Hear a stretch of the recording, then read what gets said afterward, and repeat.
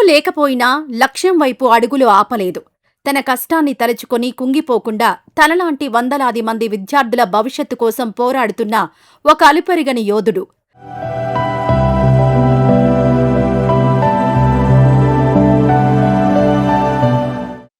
కడప జిల్లాకు చెందిన ఈ విభిన్న ప్రతిభావంతుడి ప్రయాణం, ఆయన చేస్తున్న సామాజిక పోరాటం ప్రతి ఒక్కరికీ ఒక పాఠం. ఆయనే కె. తేజేంద్ర కుమార్. తన కోసం కాదు, తనలాంటి ఎందరో అంధ విద్యార్థుల ఉన్నత చదువుల కోసం ఆయన చేస్తున్న పోరాటమేంటో ఈ వీడియోలో చూద్దాం. నా పేరు కె. తేజేంద్ర కుమార్. నేను కడప జిల్లా నుండి జమ్మలమడుగు మండలం మోరగుడి గ్రామం నుండి వచ్చాను.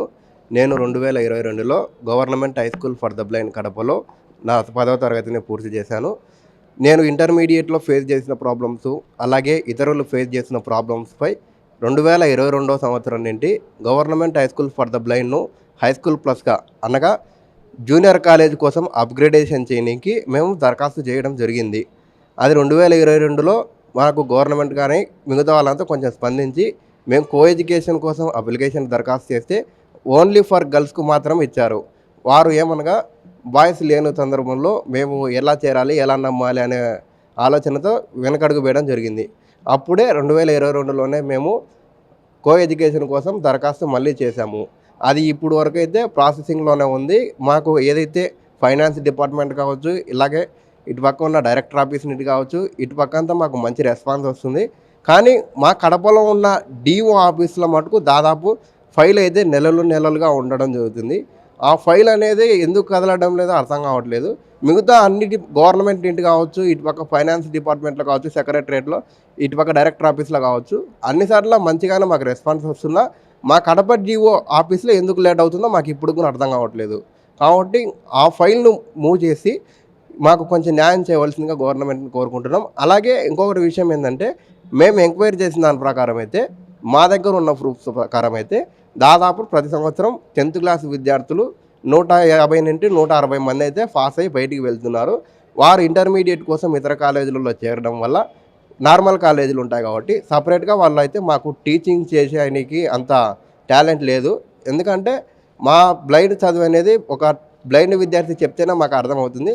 అలాగే నార్మల్ కాలేజీలలో ఏం జరుగుతుందంటే ఇటు పక్క రాసేసి బోర్డు పైన వేసేసిపోతారు. మేము అందులం కాబట్టి మాకు అది కనిపించదు. కాబట్టి ఇది కొంచెం ఆలోచన చేసి గవర్నమెంట్ మాకు పైన మంచిగా న్యాయం చేయాలని కోరుకుంటాం. అలాగే ఇంకొకటి ఏంటంటే, ఏదైతే బ్లైండ్ కాలేజ్ ఏదైతే ఉందో జూనియర్ కాలేజ్ అనేది మన స్టేట్లో కానీ ఇతర స్టేట్లలో కానీ, అలాగే ఏపీ తెలంగాణలో అయితే ఎక్కడా లేదు. తెలంగాణలో ఉన్నాయి కానీ కొన్ని కాలేజీలు 2 కాలేజీలు ఉన్నాయి.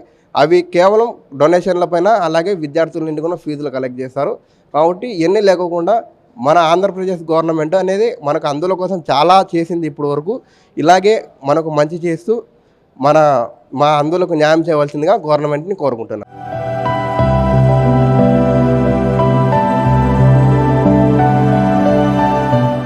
మీరు అందులు అంటున్నారు కాదు, మిమ్మల్ని విభిన్న ప్రతిభావంతులు అని చెప్పి చంద్రబాబు గారు గుర్తించారు. ఆయన ఆ గౌరవంతో పిలుస్తారు. ఇప్పుడు మీరు ఈ రకంగా మీరు ముందుండి మీలాంటి వాళ్ళ కోసం మిగిలిన విభిన్న ప్రతిభావంతుల కోసం మీరు ముందడుగు ఉండి మీరే ముందుండి నడిపిస్తున్నారు. ఏంటి ప్రధాన కారణం ఏంటి? ప్రధాన కారణం ఏంటంటే, ఇప్పుడు అవుట్ సైడ్ కావచ్చు, మిగతా సైడ్ కావచ్చు, బేసిక్లీ అందులు కావచ్చు, మిగతా వాళ్ళకి కావచ్చు, అంత ఏంటంటే గుర్తింపు అనేది సమాజంలో లేదు. అండ్ కొంతమంది అంటే చీప్గా చూస్తారు మమ్మల్ని. కాబట్టి ఇవన్నీ లేకుండా ఇప్పుడు మాకంటూ సపరేట్ కాలేజీ, మాకంటూ సపరేట్ కొన్ని ఇప్పుడు ఉచిత బస్సు ప్రయాణం పెట్టినారు. ఓకే, ఈ ప్రాబ్లంలో ఏంటంటే ఇప్పుడు మాకంటూ ఏవి ఆర్టీసీలో ఉచితమైన 2 సీట్లు అనేవి ఉన్నాయి.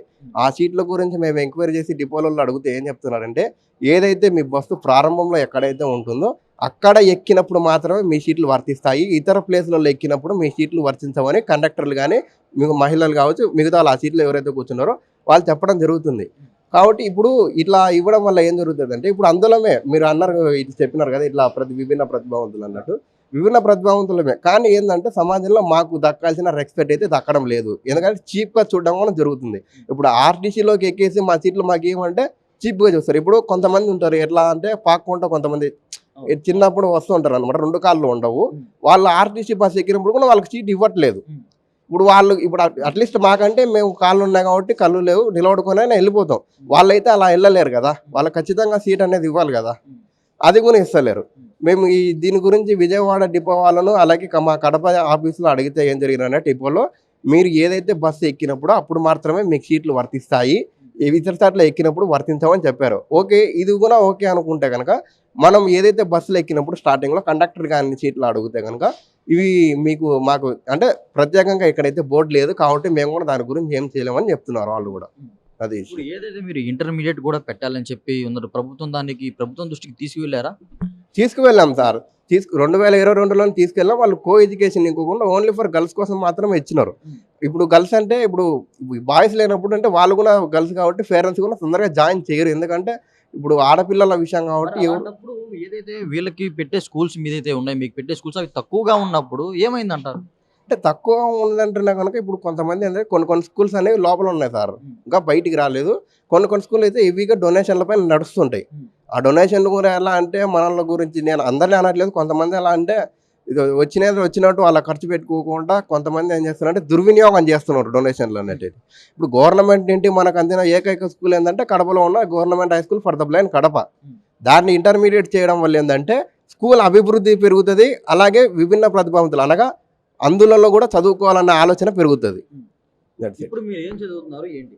సార్ నేను డిగ్రీ సెకండ్ ఇయర్ చదువుతున్నాను, ఎస్వి ఆర్ట్స్ కాలేజ్ తిరుపతిలో సార్, బిఏ ఎకనామిక్స్ గ్రూప్. సుమారు ఒక 20 ఏళ్ళు ఉంటాయా మీకు? నాకు 20 ఏళ్ళు ఉంటాయి సార్. ఈ 20 ఏళ్ళ వయసులోనే మీలాంటి వాళ్ళ పట్ల నేను అండగా నిలబడాలి, నాలాంటి వాళ్ళు ఎవరైతే ఈ ఇబ్బందులు ఫేస్ చేస్తున్నారో వాళ్ళందరికీ నేను ముందుగా ఉండాలని చెప్పి ఇక్కడ టీడీపీ కార్యాలయం దాకా వచ్చారు. ఏంటి మీకు ఆ నమ్మకం ఏంటి? సార్ ఇప్పుడు నమ్మకం అంటే మేము బ్లైండ్స్ కాబట్టి మాకు ఎవరు సహాయం చేసే వ్యక్తులు అయితే లేరు బ్యాక్ ఎండ్లో. కాబట్టి మాకు రావాల్సిన హక్కులు కానీ మాకు రావాల్సిన ఏదైతే గవర్నమెంట్ నుండి ఉండాలి అది పథకాలు కానీ అవన్నీ మేమే పోరాడాలి సార్. మాకంటే ఎవరు వచ్చి పోరాడరు కదా, కాబట్టి మేము తిరుగుతున్నాం. ఇప్పుడు మేము కష్టపడితే మా కింద ఉన్న వాళ్ళు కూడా సుఖపడతారు కాబట్టి అదో మోటివ్తో. అలాగే మాకు ఒక సార్ ఉన్నారు, ఆ సార్ను కూడా ఇన్స్పిరేషన్గా తీసుకొని మేము ఇదంతా చేస్తున్నాం సార్. ఇంకా ఇప్పుడు ఏదైతే ఇంటర్మీడియట్ బోర్డు చెప్పారు, అలాగే బస్సులో మీరు పడుతున్న ఇబ్బందులు చెప్పారు, ఇంకో రకంగా ఇంకే విధంగా మీరు ఇబ్బందులు పడుతున్నారు? ఇటు ప్రభుత్వం నుంచి వచ్చే పథకాలు కానీ లేదా ఏదైనా బయట సంబంధించినవి కానీ మీరు ఎటువంటి మీలాంటి వాళ్ళు ఇబ్బంది పడుతున్నారంటే ఏం చెప్తారు? సార్ మెయిన్ ఏంటంటే మనకు గవర్నమెంట్ నుండి ఒక జీవో ఉంది సార్, జీవో ఎంఎస్ నెంబర్ 77. దీని గురించి మన ఏదైతే ఫ్రీ బస్ పథకం పెట్టినారో అప్పుడు కూడా మా వాళ్ళు మాట్లాడడం జరిగింది. మన ఎవరైతే గౌరవ ముఖ్యమంత్రి గారు నారా చంద్రబాబు నాయుడు గారు దానిపైన మేము విచారణ చేస్తామని చెప్పినారు సార్. ఇంకేదన్నా విషయాల్లో మీరు ఏమైనా ఇబ్బందులు ఎదుర్కొంటున్నారా? ఈ బస్సులు కాకుండా లేదా స్కూల్ పరంగా కాకుండా ఇంకే విధంగా పరంగా మీకు ఏమైనా సమస్యలు ఉన్నాయా? ప్రభుత్వం దృష్టికి తీసుకెళ్ళాలని మీరు తీసుకొచ్చి గమనించినామంటే ప్రధానం అయితే ఇవి. ఇంకా ఇవి కాకుండా చాలా ప్రాబ్లమ్స్ ఫేస్ చేస్తుంటారు కదా. మెయిన్ ఏంటంటే ఈ బ్లాక్ లాక్ నోటిఫికేషన్స్ కావచ్చు, ఇటుపక్క కావచ్చు, బ్లాక్ లాక్ నోటిఫికేషన్ కొన్నిసార్లు ఇష్యూ చేస్తారు, కొన్నిసార్లు ఇష్యూ చేయలేదు. అండ్ ఇంకొకటి ఏంటంటే బ్లాక్ లాక్ నోటిఫికేషన్ విధిన ప్రతిభావంతులకు రిలీజ్ చేశారు కానీ ఒక అన్ని కేటగిరీలలో చేయలేదు. ఇప్పుడు వికలాంగులు అంటే ఇప్పుడు దీంతో ఉంటారు కదా సార్, టైప్స్ ఉంటాయి, బ్లైండ్ వాళ్ళు ఉంటారు, దాని తర్వాత ఫిజికల్లీ హ్యాండిక్యాప్డ్ వాళ్ళు ఉంటారు. వాళ్ళకైతే కొంతమంది కొన్ని కేటగిరీలలో అయితే ఇష్యూ చేయలేదు. అండ్ మాకు మెయిన్ ప్రాబ్లం వచ్చేసి జీవో ఎంఎస్ నెంబర్ 77 సార్. దాని గురించి ఆల్రెడీ మేము ఫైట్ చేస్తున్నాం, దాని గురించి రిప్రజెంటేషన్లు కూడా ఇవ్వడం జరిగింది. మీరు ముఖ్యమంత్రి చంద్రబాబు గారికి ఏం చెప్పాలనుకుంటున్నారు స్ట్రైట్గా? సార్ ఒకటి మేమేం చెప్పాలనుకుంటున్నాం అంటే ఫస్ట్ ఇది ఏంటంటే ఏదైతే కాలేజ్ ఉందో ఆ కాలేజీని శాంక్షన్ చేయడం వల్ల ఏంటంటే మాలాంటి అందులోకైతే న్యాయం జరుగుతుంది. ఇంకోటి ఏంటంటే సపరేట్ కాలేజ్ ఉండడం వల్ల ఏం జరుగుతుందంటే మాకు సపరేట్ ఫ్యాకల్టీ ఉంటారు కాబట్టి మా అలాంటి వాళ్ళు ఎడ్యుకేషన్లో కూడా పైకి వచ్చడానికి అవకాశం ఉంటుంది. ఇంకొకటి సెకండ్ విషయం ఏంటంటే ఏదైతే ఉచిత బస్సు ప్రయాణంలో సీట్లు అయితే ఏవైతే కల్పించినారో వాటిని జనరల్ చేస్తూ వికలాంగులు ఎక్కడెక్కినా కూడా ఆ సీట్లు వాళ్ళకు వర్తిస్తాయని చెప్పడం వల్ల ఏంటంటే మేము కూడా హ్యాపీగా సాఫీగా బస్సులో ప్రయాణం చేయగలుగుతాం. మూడోది ఏంటంటే ఇది ఏదైతే జీవో ఎంఎస్ నెంబర్ 77 ఉందో దానిపైన విచారణ చేసి దాన్ని కొంచెం మార్చవలసిందిగా కోరుకుంటున్నాను.